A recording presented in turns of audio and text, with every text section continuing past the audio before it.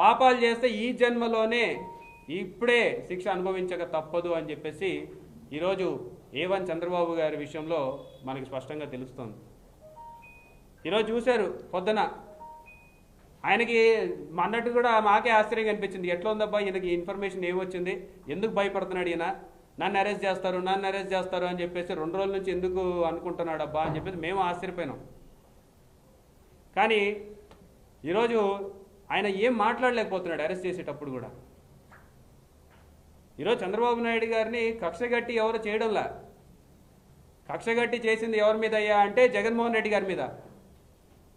అప్పటిదాకా ఆయన కుటుంబాన్ని కొనియాడిన అదే పార్టీ నాయకులు జగన్మోహన్ రెడ్డి గారి మీద వివక్ష చూపించి ఆయన చెయ్యని పనులను కూడా 1,00,00,000 కోట్లు అని చెప్పేసి ప్రజల్లోకి రుద్ది ఇప్పటిదాకా ₹1 అన్న నిరూపించినారంటే ₹1 కూడా నిరూపించని పరిస్థితుల్లో జగన్మోహన్ రెడ్డి గారి కుటుంబాన్ని దూషిస్తూ జగన్మోహన్ రెడ్డి గారిని దూషిస్తూ ఈయనేదో సత్యహరిశ్చంద్రుడి మాదిరిగా, ఈయనేదో తప్పు చేయనివాడి మాదిరిగా, ఈయన అంతా నిప్పు మాదిరిగా మాట్లాడే ఈ వ్యక్తి, మేము అడుగుతా ఉన్నాం, సిబిఐ నీకు నోటీసులు ఇస్తే ఎందుకు దానికి సమాధానం చెప్పలేదు, ఎందుకు దాని మీద ప్రెస్ మీట్ పెట్టలేదు, ఎందుకు మీ నాయకులు దాని గురించి మాట్లాడడం లేదు?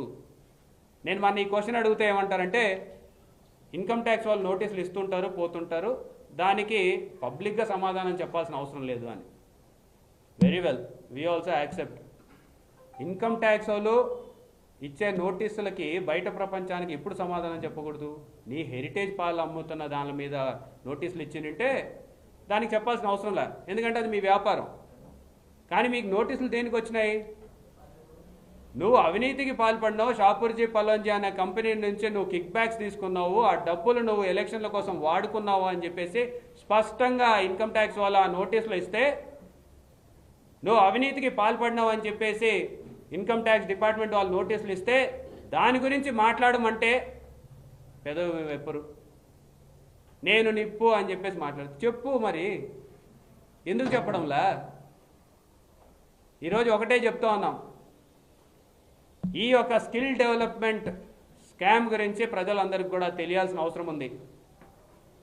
318 కోట్ల రూపాయలు ఈరోజు కేవలం చంద్రబాబు నాయుడు గారు చెప్పిన మాట వల్ల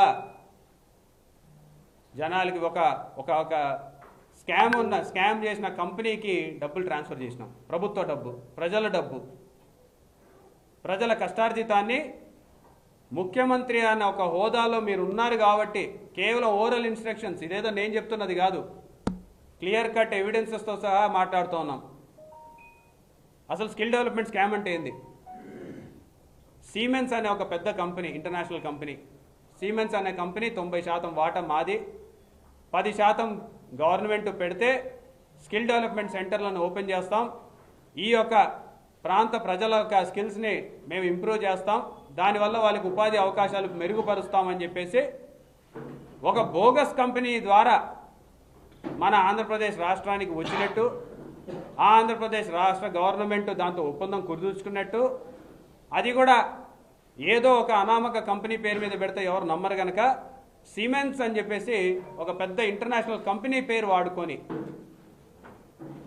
వాళ్ళు ఈ యొక్క అగ్రిమెంట్, మామూలుగా అయితే ఇది మన ఒక క్యాబినెట్ మీటింగ్లో రెజల్యూషన్ పాస్ చేయాల్సి ఉంటుంది.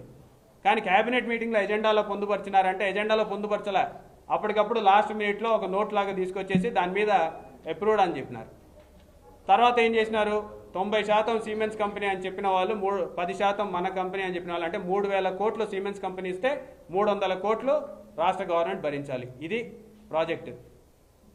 ఎవడైనా సరే ఆ 3,000 కోట్లు మన అకౌంట్లో వేస్తే మన 300 కోట్లు ఇస్తాడు. అది జనరల్గా ఎవడైనా సరే ఒక కంపెనీ పెట్టినాడు. అసలు 3,000 కోట్లలో ₹1 కూడా ఇవ్వకుండా 318 కోట్ల రూపాయలు నువ్వు ఆల్రెడీ ట్రాన్స్ఫర్ చేసినావు. నీకు ఆ రోజు ఫైనాన్స్ సెక్రటరీ గారు అభ్యంతరం చెప్తే, ఫైనాన్స్ సెక్రటరీ గారు నోటు పంపిస్తే on the oral instructions of honourable chief minister ఆయన చెప్పాడు, నోటి ద్వారా డబ్బులు ట్రాన్స్ఫర్ చేయండి, మిగతా తర్వాత చూసుకుందాం అని చెప్తే అప్పటి ఫైనాన్స్ సెక్రటరీ గారు ఆ మనీని ట్రాన్స్ఫర్ చేశారు వివిధ దఫాల్లో 318 కోట్లు. ఎవరికి? సిమెన్స్కి చేసినావా అంటే సిమెన్స్కి కాదు, ఒక అనామక కంపెనీకి ఇదే విషయము తర్వాత బయటపడినప్పుడు సిమెన్స్ కంపెనీకి ఒక లేఖ ద్వారా రాస్తే అసలు అటువంటిది ఒప్పందమే మాకు లేదు అని చెప్పేసి సిమెన్స్ కంపెనీ తేల్చి చెప్పింది. వాళ్ళు ఇంటర్నల్ ఎంక్వైరీ చేసినారు, మా ఫైనాన్స్ డిపార్ట్మెంట్ నుంచి ఎటువంటి లావాదేవీలు జరగలేదు, మాకు అసలు ఈ సంబంధమే లేదు అని చెప్పేసి తేల్చి కోర్టుకు చెప్పినారు. మరి ఇది స్కామ్ కాదా? 318 కోట్లు ఎక్కడికి పోయినాయి? దాని గురించి మాట్లాడాల్సిన అవసరం ఉంది కదా.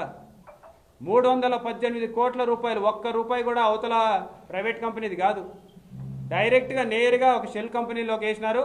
అక్కడ నుంచి ఒక 70 కంపెనీలు షెల్ కంపెనీలకు పోయినాయి, మళ్ళీ అక్కడి నుంచి తిరిగి భారతదేశానికి వచ్చినాయి, ఎవరి దగ్గరికి వచ్చినాయి. ఇదే కదా స్కామ్. దీని గురించి చెప్పాలి కదా. నీ హాయంలోనే జరిగింది కదా. విజిల్ బ్లోవర్ అని చెప్పేసి ఆ రోజుల్లోనే ఈ సమాచారాన్ని ప్రభుత్వానికి ఇస్తే 2017-18లోనే గవర్నమెంట్ గురించి తెలిస్తే కూడా నొక్కి పెట్టినారు. వాళ్ళు రాసిన నోట్లన్నీ కూడా మాయం చేసినారు. ఇప్పుడు దీని మీద ఎంక్వైరీ జరుగుతుంది. ఇదేదో జగన్మోహన్ రెడ్డి గారు వచ్చినప్పుడు జరగల, ఆ ప్రభుత్వంలో ఉన్నప్పుడే దీని గురించి జిఎస్టీ రీక్లెయిమ్ చేస్తే ఆ కంపెనీ జిఎస్టీ అఫీషియల్స్ కూడా నోటీసులు ఇచ్చినారు ఆ కంపెనీకి, ఎందుకు ఇన్ని కోట్లు ఎక్కడి నుంచి జిఎస్టీ రీఫండ్ ఎందుకు అడుగుతున్నారు అని. ఇంటెలిజెన్స్ వాళ్ళు దీని మీద విచారిస్తున్నారు, ఐటీ వాళ్ళు విచారిస్తున్నారు, ఈడీ వాళ్ళు విచారిస్తున్నారు, సెబీ వాళ్ళు విచారిస్తున్నారు. దీని గురించి బయట ప్రపంచానికి మాత్రం తెలియనీయకుండా ఆయన కాపాడుకుంటూ వచ్చినారు. మరి 2 సంవత్సరాల నుంచి దీని గురించి మాట్లాడుతుంటే ఒక్క మాట అయినా సరే ఈ నిప్పు నాయుడు గారు చెప్పాలి కదా. వ్యక్తి అంటే ఇప్పటి వరకు నేను రావాలని కానీ నేను వస్తే బాగుంటుందని కానీ ఆయన ఎప్పుడు అడగలేదు, ఆయన గౌరవాలు అడగలేదు. నేనే ఆయన చెప్పాను, రవి నాకు ఇలా రావాలని అన్నా కూడా ఆయన రైతు బ్రదర్ మీకు ఇబ్బంది అవుతుంది అని ఆయన అన్నా కూడా ప్యూర్లీ నా కాలే. ఆయన వద్దన్నా కూడా అసలు ఎట్లా ఏం లేదు కదా, నాకు రావాలన్నా నాకు రావాలి. నా ఫ్రెండ్స్ అంటూ ఎవరైనా ఉంటే వాళ్ళు ఏ ఫీల్డ్లో ఉన్నా ఏ పార్టీలో ఉన్నా నాకు పార్టీకి సంబంధం లేకుండా నా మనసుకు నచ్చిన వాళ్ళు ఎవరైనా ఉంటే ఎవరు ఏ ఫీల్డ్ అయినా ఉంటే నేను వచ్చి వాళ్ళని సపోర్ట్ చేయండి. నాకు మనసుకు నచ్చితే చేస్తాం బ్రదర్. అండ్ ఆయన అస్సలు ఏం చెప్పాలంటే ఆయన అస్సలు ఏమాత్రం ఆయనకున్న సంస్కారానికి, ఆయనకున్న గౌరవానికి, ఆయనకున్న ఫ్రెండ్షిప్కి ఆయన ఏ రోజైనా నోరు చేసి అడుగుండొచ్చు, కానీ ఆయన అసలు ఎప్పుడు అడగలేదు. నేను ఆయన అడగలేదు కాబట్టి నాకు ఇంకా ఉంది, అరే ఆయన అసలు ఎవరైతే అడగలేదు, ఎంత క్లోజ్ ఫ్రెండ్ కూడా అడగలేదు, నేనే చేయాలని చెప్పి నాకు లోపల నుంచే ఆ ఫీలింగ్ అనిపించింది. నేను నేనుగా వచ్చాను. ఆయన కొంచెం అక్కర్లేదు బ్రదర్, మీరు ఇబ్బంది పడతారన్నా కూడా పర్లేదు బ్రదర్ నేను వస్తాను, నేనే ఆయన సపోర్ట్ చేద్దాం వచ్చాను. ఎందుకంటే ఈ 5 ఏళ్ళలో మేము మామూలుగా చాలా మంది చూస్తుంటాం కదా, 5 ఏళ్ళు మామూలుగా ఏదో ఫస్ట్లో కొంచెం కనబడి ఏదో లాస్ట్లో ఒక సంవత్సరం లాస్ట్ ఒక 6 నెలలో సంవత్సరం తిరుగుదాం అనే ఒక మైండ్ సెట్ ఫీల్ ఉన్నారు.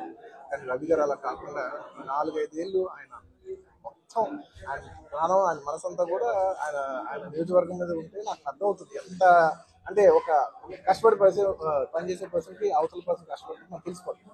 ఇంత సిన్సియర్గా చేసే మనిషికి 100% నేను నిజంగా నేను ఇంకెవరి గురించి నేను ఇంత గ్యారంటీగా చెప్పలేదు. ఈ వ్యక్తి ఇంత కష్టపడ్డా నేను దగ్గర నుంచి కళ్ళారా చూశాను కాబట్టి నేను చెప్పలేదు. అలాంటి మా రవి గారు ఇలాంటి ఎన్నెన్నో విజయాలు సాధించాలని మనస్ఫూర్తిగా కోరుకుంటూ అండ్ అలాగే ప్రజలందరూ మంచి జరగాలి.